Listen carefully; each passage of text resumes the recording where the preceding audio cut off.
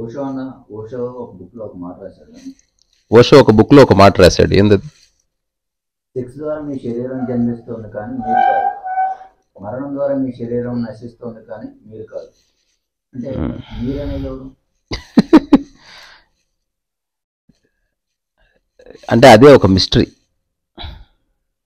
అంతే ప్రస్తుతానికి. సో ఇప్పుడు ఓషో ఇచ్చిన స్టేట్మెంట్ అనేది పూర్తి ఆధ్యాత్మిక పరమైన స్టేట్మెంట్. రెండోది రుజువు చేయలేం, కానీ ఒక వ్యక్తిగా అనుభూతి చెందొచ్చు. అనుభూతి చెందిన వాడు కూడా ప్రూవ్ చేయలేడు.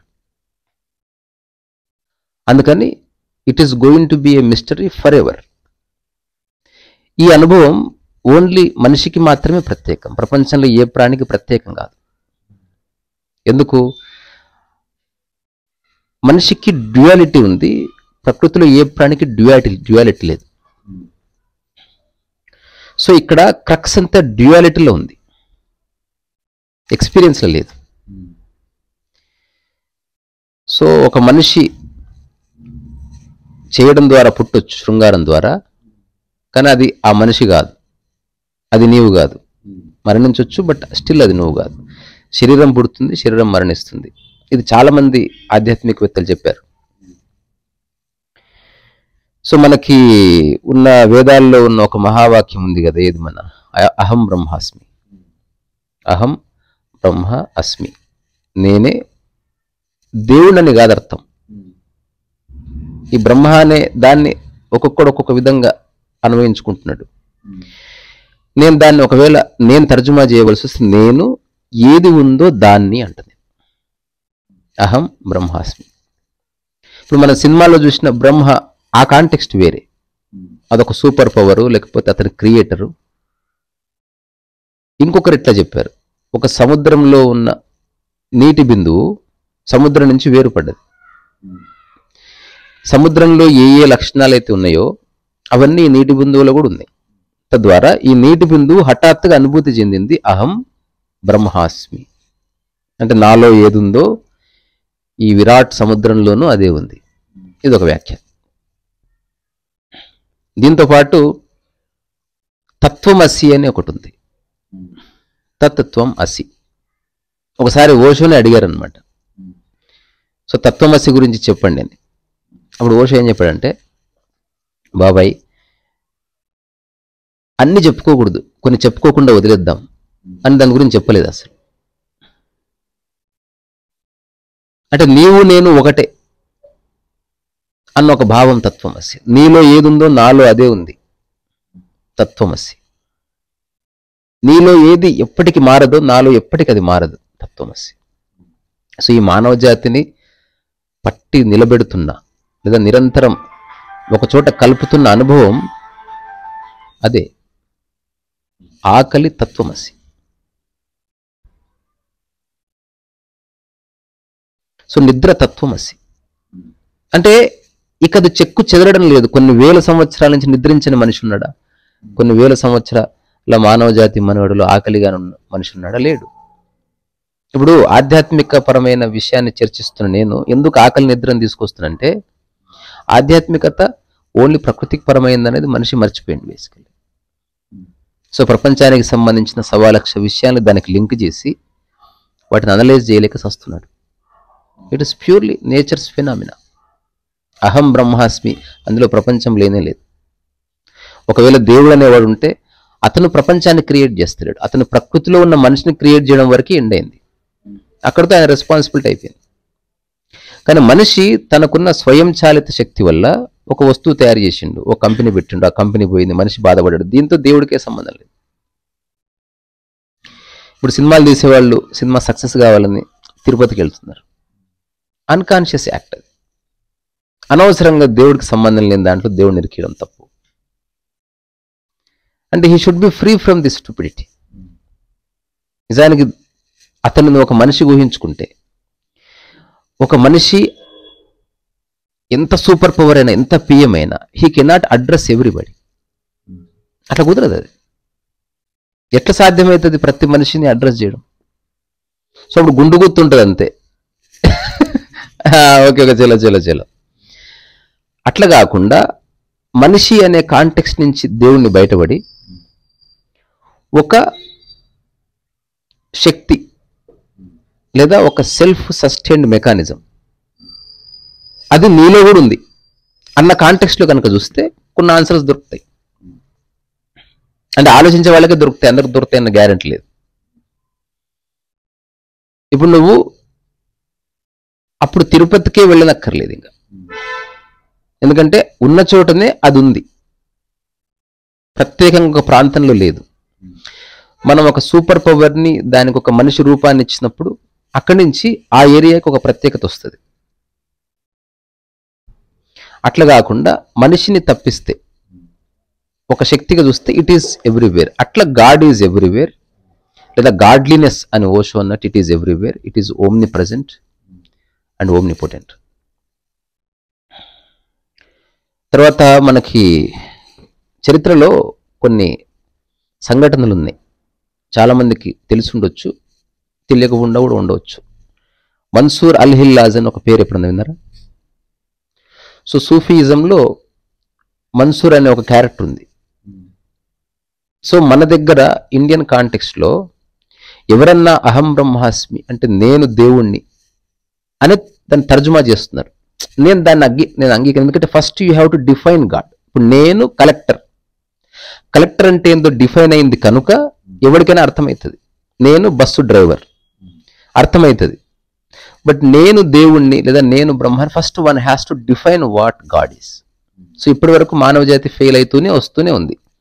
According to Islam God in something else, according to Bible God is something else, according to Jain God is something, according to somebody there is no God, according to Hinduism there are many gods, but supreme. ఇందులో కూడా layers ఉన్నాయి.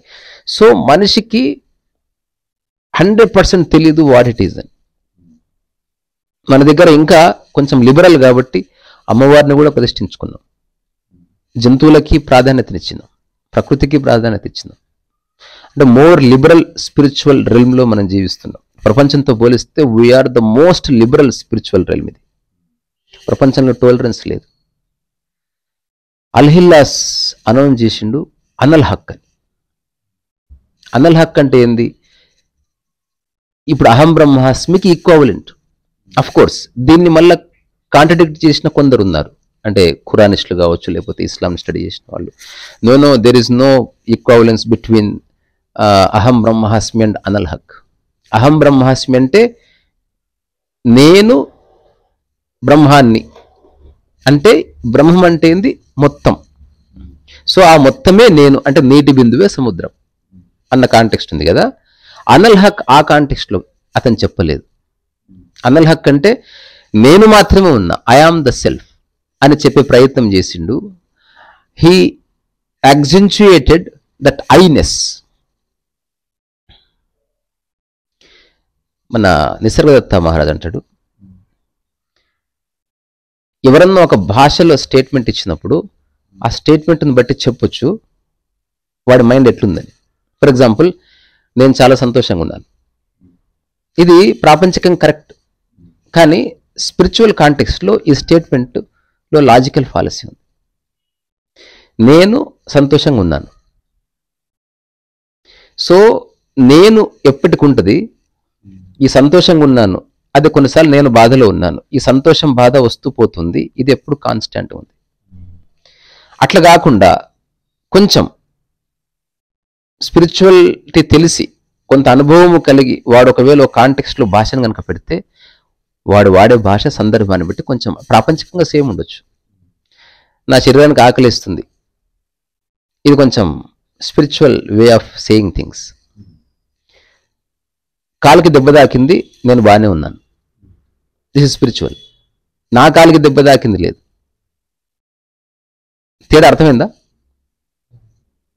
కాలికి దెబ్బ తాకింది, నేను బాగానే ఉన్నాను అంటే నేను అన్నదానికి ఇంపాక్ట్ కాలేదు, బికాజ్ నేను అనేది ఫిజికల్ రియాలిటీ కాదని తెలుసుకుని, నేను శరీరాన్ని కాదు. తద్వారా నా కారుకి టైర్ పంచర్ అయింది, నాకేం కాలేదు కదా. సో స్పిరిచువాలిటీ అన్నప్పుడు నువ్వు మూలానికి చేరుతూ దాన్ని పట్టుకున్న అన్నిటినీ గుర్తిస్తూ దాన్ని ఇగ్నోర్ చేస్తావు అన్నట్టు. ఈ మూలానికి పట్టుకునే సమస్త బ్రహ్మాండం ఉంది, కానీ అవసరం వస్తే ఈ అన్నిటినీ వదిలేసి జర్నీ చేస్తూ, ఇది ఎట్లా అంటే ఒక పెద్ద ఆఫీస్ బిల్డింగ్ లో, అట్లా కాదు, ఒక అరుణాచల క్షేత్రంలో దేవాలయం ఉంది, శివలింగం ఉంది. ఆ శివలింగం నేను అనుకో, శివలింగం జస్ట్ పెడితే అయిపోతుంది. అంత పెద్ద టెంపుల్ ఎందుకు కట్టిర్రు? ప్రాకారాలు కట్టిర్రు, ఎన్ని స్తంభాలు కట్టిర్రు, ఇప్పుడు రామాలయం కట్టిర్రు, రాముడి విగ్రహం పెడితే అయిపోతుంది కదా.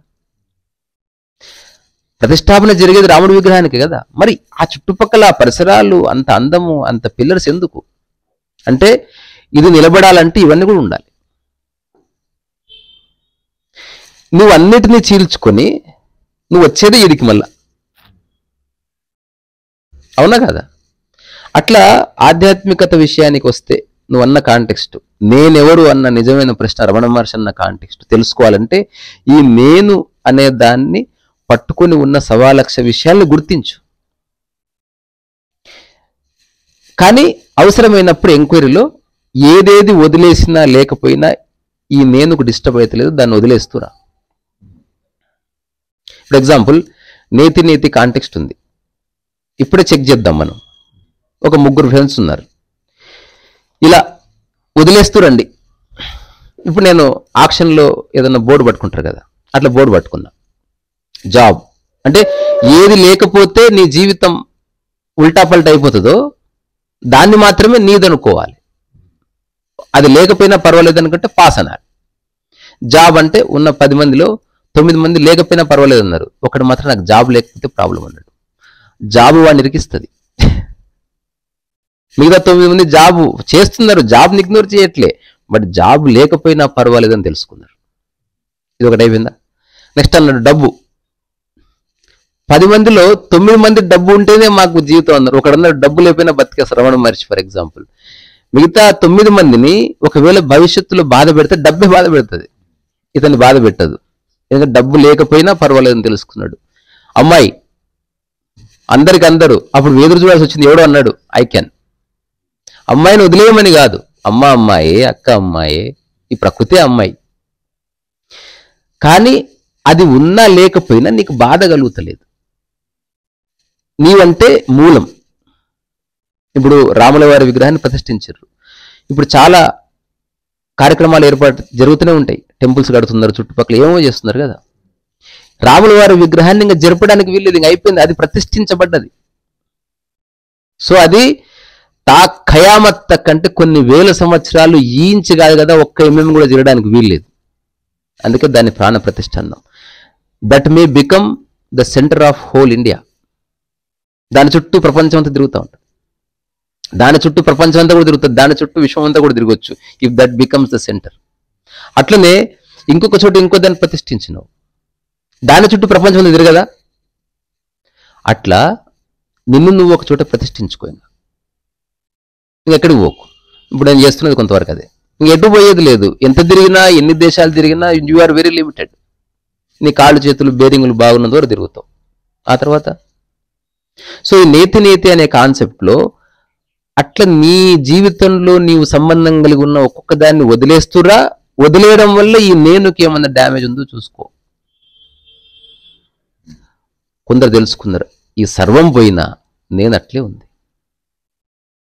సో అవన్నీ అవసరం, అవన్నీ ఆచ్ఛాదన మాత్రమే, వాటి వల్ల నేనుకి ఏ షాడో పడదు. దీని మీద వెస్ట్లో కూడా చాలా చర్చ జరిగింది. అతని పేరు మర్చిపోయాను, గుర్తొస్తే చెప్తా. కొగిటో ఇర్గో సోమ్ అన్న ఒక కాంటెక్స్ట్ క్రియేట్ చేసి, అది Latin or Spanish, some other language, whatever. దాని అర్థం ఏమిటి? రెనే డికార్టెస్ అతని పేరు, ఫిలాసఫర్ పేరు. నాకు తెలిసి ఇప్పుడు ఎక్కడైనా షాప్కి వెళ్ళి రెనే డికార్టెస్ అంటే ఏదైనా వస్తువు ఇస్తారు అనుకుంటే అట్లుంది అది. So I think therefore I am, ఇది ఆయన కనుక్కున్న ఒక ఫార్ములా. నేను ఆలోచిస్తున్నాను, తద్వారా నేనున్నానని తెలుస్తుంది. రెండో స్టేట్మెంట్ ఇచ్చాడు, I am therefore I think. నేనున్నాను, అందుకే నేను ఆలోచిస్తున్నానేమో. ఇట్లా కొంతకాలం 10 ఏళ్ళు వీకింది ఈ చర్చల్లా. మళ్ళా కొత్త స్టేట్మెంట్ ఇచ్చిండు, ఐ థింక్ ఐ డౌట్ అన్నాడు. మేబీ నేను థింక్ చేస్తలేనేమో, డౌట్ పడుతున్నానేమో. లాస్ట్ కంక్లూషన్కి వచ్చిండు, ఐ థింక్ ఈగో అన్నాడు. సో ఎటు తేల్చకుండా ప్రపంచాన్ని పరిచయం చేసిపోయింది. దీని మీద ప్రపంచంలో ఉన్న చాలా మంది మేధావులు వ్యాఖ్య చేసిండ్రు. ఈవెన్ ఓషో కూడా వ్యాఖ్య చేసిండు. Osho said, I think therefore I am wrong. మొదట ఆలోచన ఉండి తర్వాత నువ్వు లేవురా గూట్లే. I am therefore I think, I am therefore I paint, I am therefore I don't do anything, I am therefore I can do million things, I am therefore I am silent. So ఈ I amness అనేది, I am that అనేది, దట్నెస్ అనేది, suchness అనేది, తత్వమస్ అనేది, అహం బ్రహ్మాస్మి అనేది, అనల్ హక్ అనేది, ఏమంటారు ఆమని మనస్సు లేని స్థితి, ఇట్లాంటివన్నీ ఒకటే. భాషలో రకరకాలు ఉండొచ్చు. అయితే ఎవరైతే ఈ అనల్ హక్ అని స్టేట్మెంట్ ఇచ్చిండో అల్హిల్లాస్ని చంపేసిరు. దాని అర్థం ఏంది? I am the God. So ఇండియాలో పుట్టింటే అతను గొప్ప స్వామి చేయటోడు, అరబ్ కంట్రీస్లో పుట్టాడు కాబట్టి according to Islam only one God exist, that is Allah. So ఎవరైతే అల్లాని గాడ్ కాదని అంటారో దే ఆర్ కమిటింగ్ బ్లాస్ఫెమీ. ఎప్పుడైనా విన్నారా పదం ఇది? ఒక అమ్మాయికి పెట్టాలి పేరు బ్లాస్ఫెమీ, అమ్మ బ్లాస్ఫెమీ. ఇట్లా బ్లాస్ఫెమీ అంటే దైవదూషణ. So it is blasphemous. So ఎవడైతే దైవదూషణ చేస్తాడో వాడికి ఒకటే పనిష్మెంట్ ఇన్ ఇస్లాం. హీఈస్ వాజిబుల్ కతల్ అంటారు దాన్ని.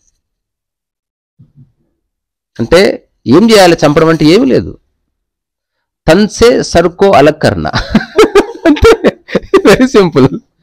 దాని తప్పేం కాదు, హీఈస్ వాజిబుల్ కతల్. అట్లా అల్హిల్లాస్ని రాళ్లతో కొట్టి చేతులు నరికి చంపేశారు. సో ఇప్పుడు ఓషో చెప్పిన స్టేట్మెంట్ వరకు వస్తే అది సత్యము. దీన్ని తేలిగ్గా అర్థం చేసుకోవచ్చు, వెరీ కాంప్లెక్స్గా కూడా అర్థం చేసుకోవచ్చు. మనం కామన్ మ్యాన్ కాబట్టి కామన్గా అర్థం చేసుకునే విధంగా చెప్పుకొని ముగిద్దాం. ఎందుకంటే ఈ టాపిక్ మీద కొన్ని వేల గంటలు మాట్లాడినా కంక్లూజివ్ రాదు, ఎదుటి వ్యక్తికి కొంచెం అబ్స్ట్రాక్ట్గానే ఉంటుంది. సో నీవు పుట్టొచ్చు, నువ్వు మరణించవచ్చు, శరీరంగానే పుడతావు, శరీరంగానే మరణిస్తావు. నీవు ఎప్పుడు పుట్టలేదు, ఎప్పుడు మరణించలేదు. వివేకానంద పోయి అడిగాడు రామకృష్ణ పరమహంసని లాస్ట్ డేట్స్లో, అయ్యా మీరెవరు, మీరు ఎక్కడి నుంచి వచ్చారు, ఎక్కడికి పోతున్నారు? వివేకానంద చెప్పాడంట, రామకృష్ణ పరమహంస చెప్పాడంట, నేనే రాముణ్ణి, నేనే కృష్ణుణ్ణి, నేను ఎప్పుడు ఎక్కడి నుంచి రాలేదు, ఎప్పుడు ఎక్కడికి పోవడం లేదు. అదే రమణ మహర్షి కూడా చెప్పిండు, ఐఎమ్ నాట్ గోయింగ్ ఎనీవేర్. నేను కూడా చెప్తున్నా, I am not going anywhere. అంటే ఈ ఐ అనేది ప్రపంచానికి సంబంధించిన ఐ కాదు. ప్రపంచంలో ఐ అంటే ఐడెంటిటీ, ప్రకృతిలో ఐ అంటే ఏది ఉందో అది. It is not identity.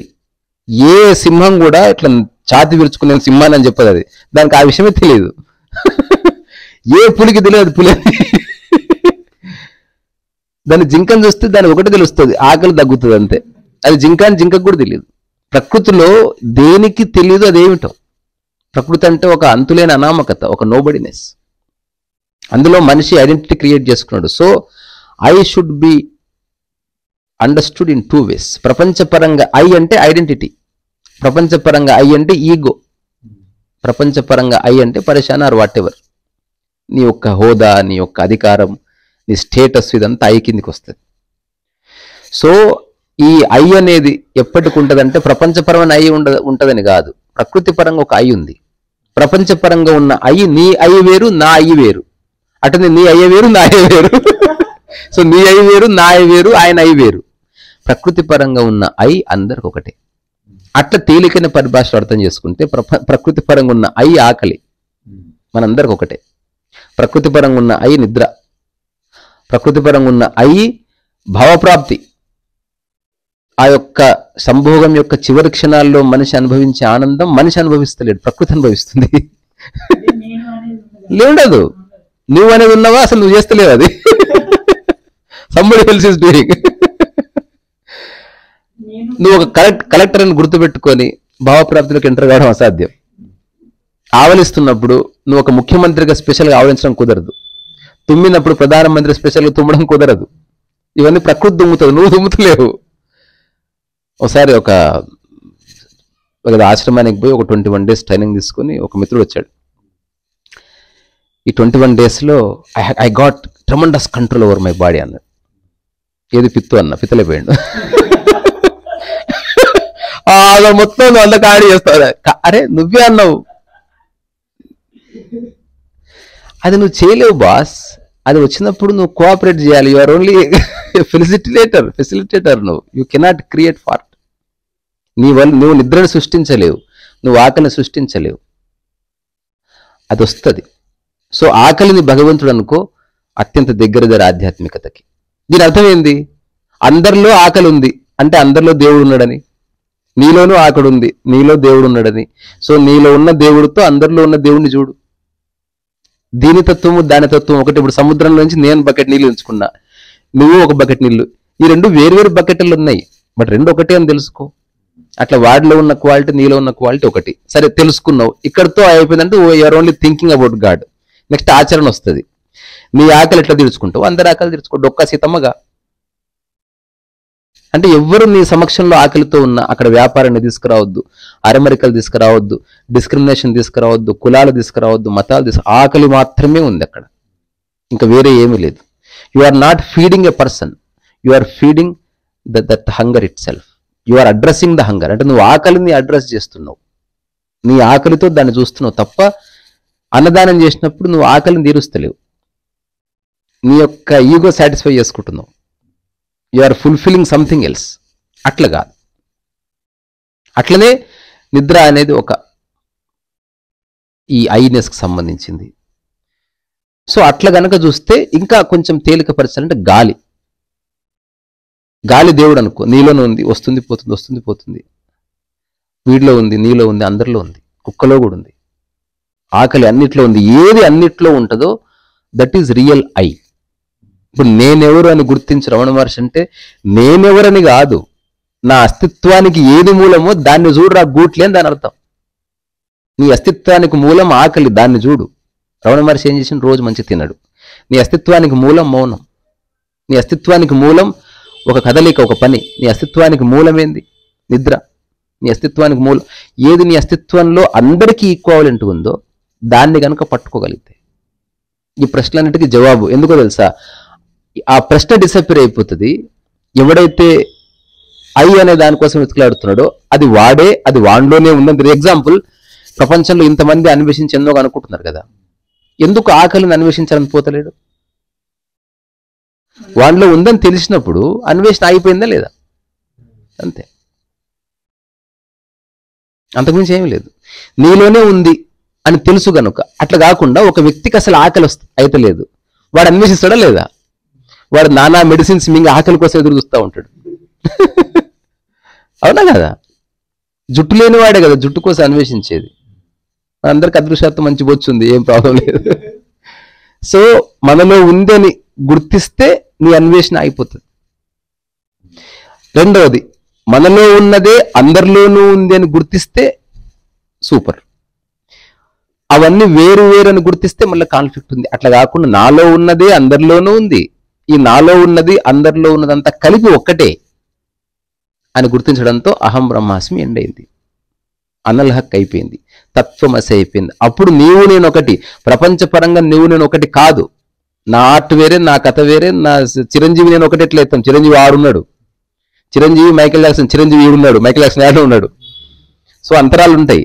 కానీ ప్రకృతి పరంగా నేను చిరంజీవి ఒకటే, ఆకలి పరంగా చిరంజీవి నేను ఒకటి, ఆకలి పరంగా నేను, నువ్వు, చిరంజీవి, జిఆర్ స్వామి, మైకేల్ జాక్సన్, మా పప్పి అందరూ ఒకటే. నిద్ర పరంగా మనం అందరం ఒకటి. సో మనుషులంతా ఒకటి, ప్రపంచం పరంగా కాదు, ప్రకృతి పరంగా మాత్రమే ఒకటి.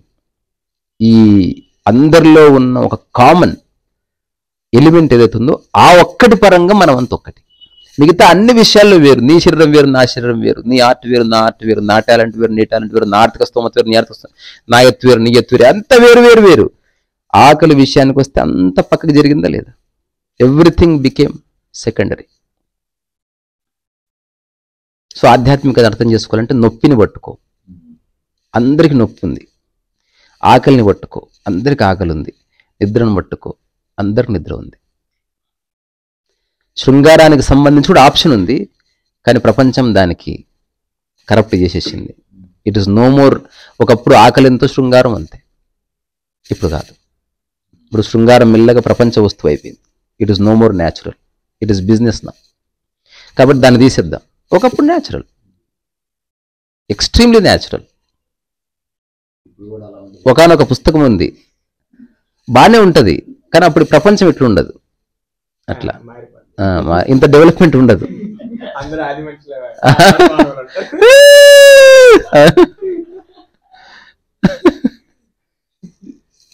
సో అహం బ్రహ్మాస్మి అంటే నేను ఏది ఉందో అది, నేను అంటే నేను కాదు, అందరిలోనూ అదే ఉంది.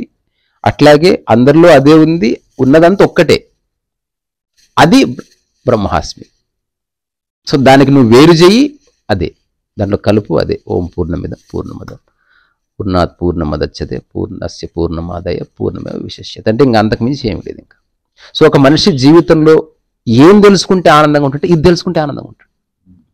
ఇంక ఎన్ని తెలుసుకున్న ఆనందం లేదు. పేరుంది, ప్రఖ్యాతులు ఉన్నాయి, డబ్బు ఉంది, హోదా ఉంది, సంపూర్ణమైన సెల్ఫ్ సాటిస్ఫాక్షన్, సెల్ఫ్ ఫుల్ఫిల్లింగ్ ఒక అనేది ఓన్లీ తెలుసుకుంటేనే వస్తుంది. ఒక సంపూర్ణమైన ఆనందంగా ఉండేవాడు ఇది తెలుసుకుంటే ఉంటాడు అంతే. హోదా గీదా వాడు వాడు వాడు గుడ్డి మీద బట్టలు ఉండకపోవచ్చు, వాడు బిందాస్ ఉంటాడు. Because he realized that he is not going anywhere. ఆ మూలాన్ని ఎవడు తీసుకోలేడు, దాన్ని పట్టుకున్నాడు. ఎగ్జాంపుల్, చిన్న ఎగ్జాంపుల్ ఇస్తా లాస్ట్. నీ బ్యాగులో చాలా వస్తువులు వేసుకొని పోయినావు, అందులో ఒక డైమండ్ కూడా పెట్టినా. మిగతా వస్తువులన్నీ 5 రూపాయలు 10 రూపాయల బ్రష్, టూత్ బ్రష్, కానీ డైమండ్ 1 కోటి రూపాయలు. ఇప్పుడు నీ బ్యాక్ ప్యాక్ వేసుకొని పోతున్నావు. నువ్వు ఎంత దూరం అన్నావో, బ్యాగ్ పోతే డైమండ్ పోయినట్టే. So you are not protecting the bag, you are protecting the diamond. నువ్వు బస్సులో దాన్ని పెట్టినా, ఎవరికైనా ఇచ్చినా, your mind is always with the diamond. ఎవరన్నా బ్యాగ్ దిగి ఎక్కువసేపు చూసినా వాడు టూత్ బ్రష్ చూస్తలేడు. సో అట్లనే ఎవడైతే దీన్ని పట్టుకున్నాడో వాడు ఎప్పుడు అక్కడే ఉంటాడు. ఒక చిన్న కథ చదివా లాంగ్ బ్యాక్. ఒక అడవిలో ఒకతను, ఒక గ్రూప్ ఆఫ్ పీపుల్ తప్పిపోతారు. వాళ్ళు ఎటు పోవాలో తెలియదు. జార్జ్ గుడ్జిఫ్ వీళ్ళంతా పరిశాన్ అయిపోతుంటారు. అసలు ఒకరినొకరు తిట్టుకునే స్థాయికి వస్తారు. నీ మాట విని ఎంత దూరం వచ్చినాం, నీ మాట విని ఎట్లా ఎంత దూరం వచ్చాం. ఆ తర్వాత వీళ్ళంతా ఆశ్చర్యపోయే సంఘటన చూస్తారు అక్కడ. It is return in a book called remarkable men. ఆ గంభీరమైన చిట్టడిలో ఒక వ్యక్తి ప్రశాంతంగా ఇట్లా కూర్చుని ఉంటాడు. ఇట్లా అసలు అంత అడవిలో ఇవ్వలేదు, నానేది ఇల్లేదు, కథలు ఏమి ఆయన కూర్చున్నాడంట. వాడిని చూడగానే వీళ్ళు షాక్ తిన్నారు అసలు. అరే ఈడేవాడు ఇంత అడవిలా కూర్చున్న తర్వాత వీళ్ళు మెల్లగా దగ్గరికి మనిషా కాదా, దయ్యమా, ఏలియనా, ఎవడు వీడు? చూస్తే మనిషే. వీళ్ళు మాంసం ముక్కలు ఎండబెట్టుకొని బ్యాగుల్లో మోసుకొని, ఎందుకంటే అడవిలో ఉంటే మనకు ఫుడ్ దొరకదు కదా. ఇతని దగ్గర అసలు బ్యాగ్ లేదేమి లేదు. వెళ్ళి మాటలు కలిపారు. ఎప్పటి నుంచి ఉన్నది, ఎప్పటి నుంచి ఎక్కడ ఉంటున్నాను, మరి ఫుడ్ అంటే అక్కడ కూర్చొని దూరం, కాసేపట్లో వస్తుంది నాకు ఫుడ్ అన్నాడు. నీకెట్లు వస్తుంది ఫుడ్ అంటే, వస్తుంది బాబు కూర్చోండి మీరు అంటే కూర్చున్నారు. ఏదో పిచ్చాపాటిగా మాట్లాడుతున్నారు. వాళ్ళు తెచ్చుకున్న మాంసం మీద తీసుకొని నాకు ఫుడ్ వస్తుంది అన్నాడు. ఇక్కడెవరు సార్ మీకు ఫుడ్, జొమాటో లేదు, ఏం లేదు, ఎట్లా వస్తుంది? కరెక్ట్గా కాసేపట్లో మొత్తం చెట్లని ఇట్లా ఊగినాయంట. హూ అని శబ్దాలు వచ్చి ఒక పెద్ద ఎలుగుబంటి 7.5 అడుగులు ఉందంట. ఆ ఎలుగుబంటి వచ్చి ఈయన చేతులు కొన్ని అరటిపళ్ళు పెట్టి వెళ్ళిపోయిందంట. ఇతను హాయిగా అరటిపళ్ళు తినేసి. సో మూలం తెలుసుకున్న వాడికి ఎవ్రీథింగ్ ఈజ్ ఫుల్ఫిల్డ్. జాబ్ దొరకకపోవచ్చు, కోట్లు రాకపోవచ్చు, ఏమి వాడికి అవార్డ్స్ రాకపోవచ్చు, ఏమి రాకపోవచ్చు. ఏదో కదిలింది, ఏమైంది, ఎందుకు నవ్వినావు? తెలుస్తుంది. గుడ్. సో నువ్వు ఆకలినే పట్టుకున్నావు అనుకో, అసలు జీవితకాలం నువ్వేమైనా కష్టపడాల్సిన అవసరం ఉందా? జస్ట్ తిను and be creative, that's all.